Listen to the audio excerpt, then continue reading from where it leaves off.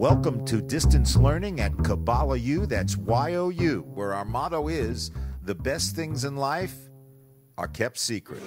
My name is Zalman Velvel, and I'm here to introduce the Dean of Kabbalistic Studies, Rebbe Shmoyle, of the mystical Mashkevitz sect. Hello, Rebbe Shmoyle. Big Gesund, Zalman. Rebbe, you have a very unusual family name. What is its origin? Well, Shmoyle is an acronym.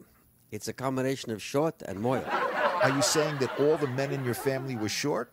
They were short in height, but not in length. For the benefit of those not familiar with the word, what exactly does a moyle do? Well, a moyle performs circumcisions. And how did your family get involved in that? Well, it's a long story, but since I'm a moyle, I can cut it short for you. The first Shmoyle, Shmendrik, was walking along one day, and he came across Abraham, the first man ever to be circumcised. Who was doing the circumcision? He was doing it to himself. Doing it to himself? Is there a name for that? Of course. It's called mastercision. But he was using a rock. A rock? A rock. A rock? No, a rock. A rock? Correct. And Shmendrik said to Abraham, "What are you doing there with a rock? Oy vey, and such a dull rock. What are you, more sugar? You keep this up, you won't have to put the toilet seat up." And then what happened? Shmendrik looked around for a Boy Scout. Why? Because he needed a knife, and he found one. A knife? No, a Boy Scout. What was his name? Cleaver, which was perfect. He was the great-great-grandfather of the beaver. And then what did Shmendrik do? He took the knife, and he finished the job.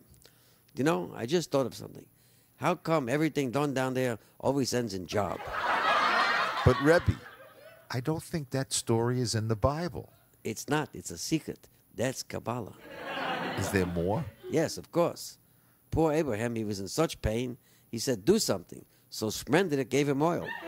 Where did he get the oil from? Saudi Arabia, like everyone else. Abraham rubbed the oil on it, and a genie popped out. Of what? I can't say. I'm rated PG. Well, what was her name? It wasn't a her. It was a him. Then what was his name? I can't tell you, but it rhymes with shtick. You got to think about that one for a minute.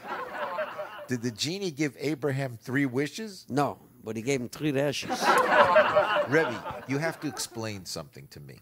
Why did Abraham circumcise himself in the first place? Because God told him he was going to give him a son. A son. Then Abraham looked down at what he had done and said, "God, after this, I deserve twins." Exactly how old was Abraham at the time? Well, he was going to be 99, and his wife Sarah was going to be 90. Well, why did they wait so long to have a child? Because they wanted to be dead by the time it was a teenager. Now, what did Sarah think about having a baby at 90? She thought, good, I can have them both in Pampers at the same time. And what size pamper would fit Abraham? Depends. So, is there a deep Kabbalistic meaning to circumcision? Of course, but it's not as deep as it was before circumcision. But what is the meaning, Rebbe? Tikkun Olam. God wanted man to improve the world. And he had to start somewhere, so he started with the shmekel. With the shmekel? Why did God start with the shmekel? Because he wanted man to have skin in the game. Not a lot, just a tiny piece. You know, that's very profound. Especially for Abraham. It was his skin. Now, is that the only thing we remember about Abraham? No, he was very special. Abraham was the first man to worship only one God. Before that, there were gods everywhere. The sun god, the moon god, the Zilla god. You mean Godzilla? Correct, but in Hebrew, you read from right to left.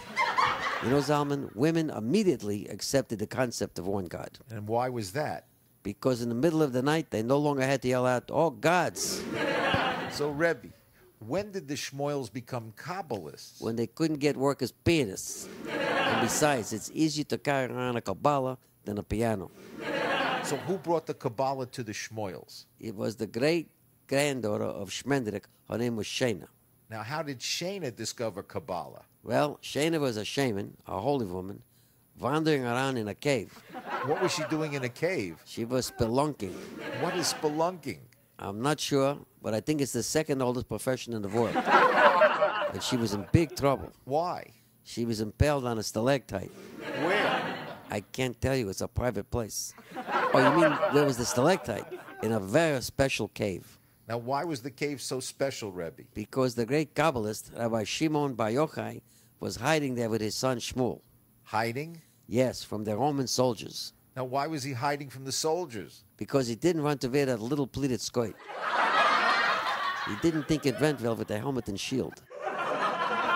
So, Rebbe, we have Shana the shaman in the cave with Shimon and Shimon's son, Shmuel. Now what happened?